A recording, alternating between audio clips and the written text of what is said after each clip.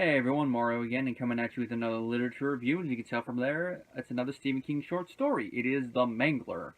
Originally published in the 1972 issue of Cavalier magazine, it is definitely one of his better known short stories. It's probably not as well known as ones like Children of the Corn, Battleground, Trucks, which of course he eventually adapted into a film he directed. But it's definitely one of his better known ones, mainly because it was one of the ones made into a movie in the 90s, which I have a review on my YouTube page already. And one thing I'll say from that review is it's one of my proudest moments as a reviewer, because I actually got a compliment by someone who worked on the film. Sadly, I don't have the message saved and I didn't screenshot it. Idiot. Because YouTube, in their infinite wisdom, changed the message system and also made it to where you can't access older messages, so I lost it forever. It's probably somewhere in their thing. Maybe I can recover it with the Wayback Machines, but I doubt I will. It's one thing to try, but that was a nice moment to get that. I just wish he had posted it in the comments section, because then it'd be there for all eternity unless I decided to delete it. But that was one of the proudest moments. I think it was one of the assistant guys, I forget. Like I said, because it's how long it's been since YouTube changed the message thing, it's been ages since I actually got a chance to read it. Anyway, that's only semi-connected to this.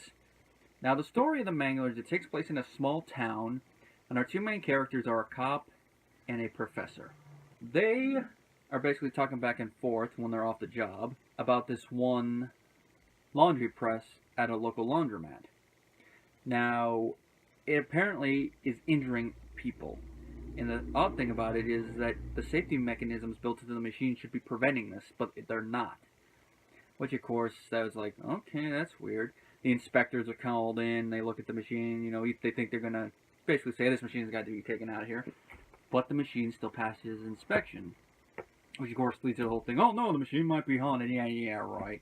Now, as more and more crazy stuff happens, the two begin to talk about this seriously. It's like, this machine may actually be haunted, and you ever think we better do something?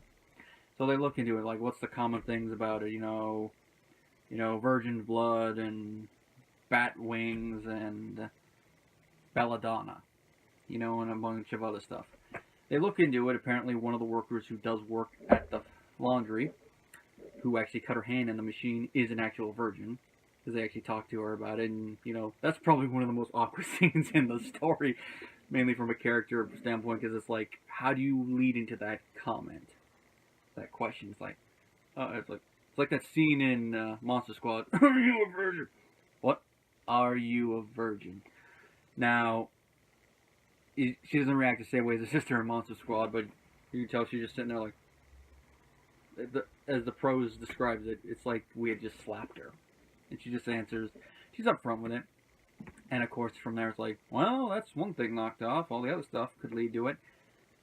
Now, you can imagine they eventually decide to perform an exorcism, which leads to the slightly downbeat ending of the story, and that is that the two attempt it, and they're kind of screwed because they had considered this, but they didn't have any proof to look at it, but there was belladonna involved, and apparently when belladonna is involved with a possession incident, it brings in a powerful demon, not a small one that you could easily cast out, but a powerful one.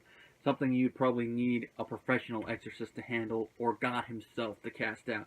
Like, it's the type of demon you would need Jesus to come in and go, alright, motherfucker, you're gone. Jesus would have a Sam Jackson moment. Oh, I'm sorry, did I break your possession? Yeah, blaxploitation Jesus. Now, belladonna is also known as Hand of Glory, so that's its little possession name there. Now, they come in, and they realize they've overstepped their boundaries, and you can imagine what's going to happen when the demon comes out to play. Oh, humans, come out to play. Now, most of King's early works do have that downbeat ending angle to them, which kind of is, it's a charm to King's early stuff, because it earns the downbeat ending. Here, it's because the characters are stupid. They considered it, but didn't think it would actually be the possibility. And they kind of get what they deserve with this. Not to say that it's good to see these characters get what happens, but you can kind of tell that's where it's going to go to.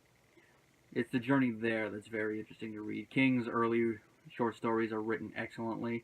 and there's tension throughout, and you don't want to put the book down. Technically short story, but it's in a book form in this case, so you don't want to put it down as you're reading through it. Every time I've read through the short stories, it's one that I've always wanted to get to the end very quickly, because I've always, been on the edge of my seat with it, even though I know what's happening, but I always usually wait a while before I read through it again, so, and every time I read it, it's been a couple of years, so my mind's grown. I always notice some little nuances. Not so much with the Mangler, but it's always fun. It's like not like I'm approaching it for the first time again, but it is still always fun to reread. And of course, with how it begins, it kind of leads you into the story from the cop, not from his point of view directly, but you're like looking at it like him, and you're like, oh crap. And you really do buy the skepticism that these two friends have. I mean, at the beginning, they're like, there's got to be a logical explanation for this, but then as they look at the evidence, it's like, okay, if it's passing the inspection, this is a little weird. There's no reason this should be happening. And as things go along, why they jump to the conclusion that it's possession is very believable, and you can understand why they would say it's a possession. It's not one of those things where you're like, there, you need to go into the loony bin. It's one of those things where it's like, yeah, I can see why it's possession, which makes their ending a little bit sadder, but you can kind of understand why they jump from point A to point B, and then end up at point C. Definitely a short story that comes with my recommendation, along with all the ones that I've been reviewing lately. This is probably going to be the last of the Stephen King short stories I'll review for a while, because I'm actually jumping into a novella next. But it's definitely a short story that you should read. Now, when it comes to the film, I'm just going to touch on this loosely right here. The film adapts it faithfully, but adds a lot of stuff like you can expect, because the only way you could really adapt it faithfully without adding or changing anything would be if you were to adapt it in a anthology film, which since it's its own feature-length film, they're going to add a crap load of stuff. And although it's been a while since I've seen it, I didn't mind the stuff they added. I mean, they kind of changed the ending a little bit because of the stuff they add, but they got the crux of the story there.